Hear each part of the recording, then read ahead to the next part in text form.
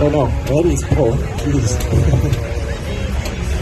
But I'll let Matthew talk about these tractors because he knows way more than what I do.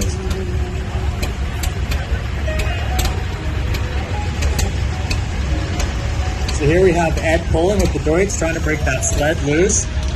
I think we're leaving the brakes on him.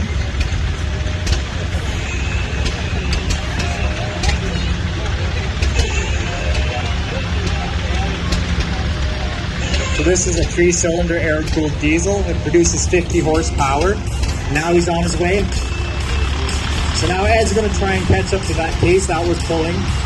He's going to try using his wheel brakes. He's going to try watching the track. Surprised he doesn't have his little miner's light on.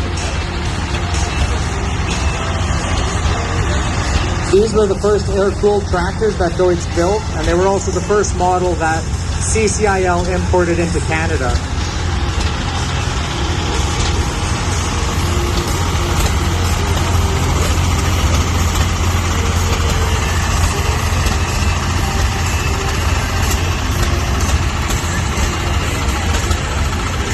So he's roaring down the track. Now he's catching up to 120 feet.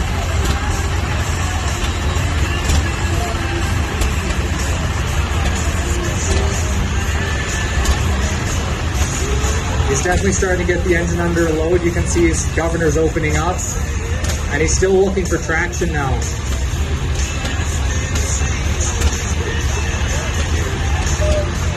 Now he's under full load, giving it everything it has.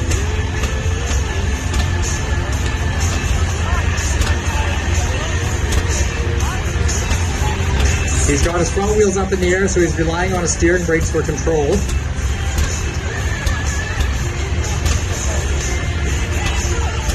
And he's trying to put on a little bit of a show for you guys.